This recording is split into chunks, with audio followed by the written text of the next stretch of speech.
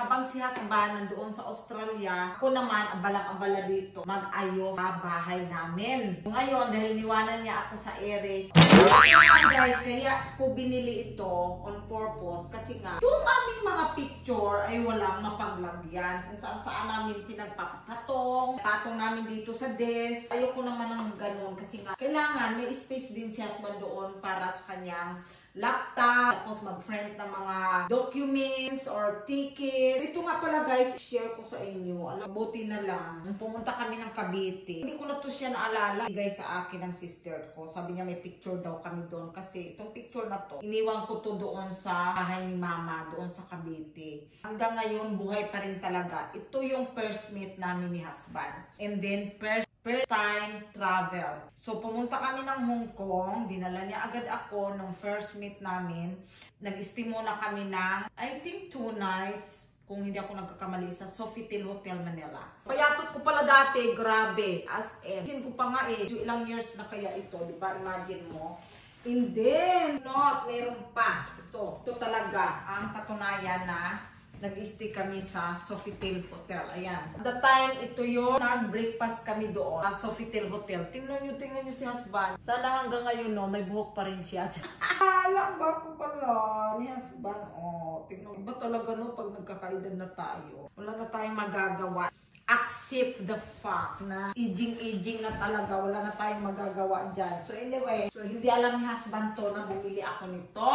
Kasi ayaw niyang palagyan dito dahil sisikip na daw. Ano ba yan sisikip? Ang laki na nga ng lugar. Ang dami namin sariling brand. Sa totoo lang, ito naman yung pumunta yata kami dito ng Singapore. And then, subali so far, nagpunta ako ng Hong Kong, Singapore, Indonesia. Kaya ako binili yan, papakita ko. Ayan nga guys, Diyan namin pinagtatambak yan, yung mga picture. Kulang pa siya so far. Bibilhan ko pa siya ng mga display or kung makahanap pa ako ng mga pang-display namin na sa mga masikip na lugar, ililipat ko dyan. Tapos ito, dito ko na lang din nilagay para may pang... So ito, wala pang katapusan ang paglinis ng bahay. Sa totoo lang, dahil tingnan nyo, sobrang buhos ko ng tubig kahapon. Tingnan nyo ang putik guys. Hindi nyo lang talaga alam kung gaano kadaming putik ang nakuha ko dyan kahapon. Nag-spin ako ng 1 hour sa isang bintana lang or almost 1 hour. Mga ganyan, no? Kasi inabot ako ng 6:30 bago ako natapos kahapon. Hindi naman siya talaga masikip. Talaga sinasabi lang ni husband yun para hindi na ako bumili ng ganyan. O tingnan nyo, maluwag pa nga, diba? Ang luwag-luwag pa guys. Kasi pa talaga ang 2 bed dito sa room namin. Huwag nyo nang pansinin yung nakatambak dyan dahil tupiin ko yan. Oo lang. Ang busy-busy ko talaga dito. Usually, ito yung ginagamit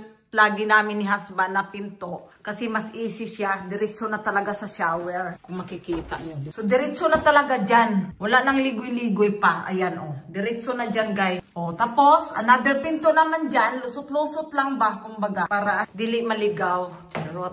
Ang aking mga kachichiburitsuhan dyan. Ayan naman yung aking mga bag. Kunti lang yung bags ko guys. Kay nako, alam nyo naman ako, mas mahilig ako sa damit kaysa mga bags. Pero ngayon, laylo na ako sa mga damit na yan. Kasi grabe pala, no? Pag hindi mo pala na-control yung sarili mo. So balik na tayo dito guys. Ayan lang. Saka nga pala guys, ito. Yung amin nga palang... Akala nyo lang, wala akong nagagawa. Sa dami kong ginagawa, guys, everyday, sa totoo lang. So, tingnan nyo, napapansin nyo kung ano yung nawala dyan? Yung aming Christmas tree. Finally, na ano ko na. Nagawan ko na siya ng paraan kung saan siya ilalagay. Papakita ko sa inyo. Si dati, sabi ni husband na may problema siya kung saan ko daw yun ilagay pag tapos na yung Christmas. Malaki kasi yon. Pag gusto natin magkumbati, boxing, dyan ang boxingan, guys. Boxing lang dyan, exercise kung gusto nyo maging matso. So, dito ko naman siya pinasok sa loob. Bubuksan natin. So, ayan na siya.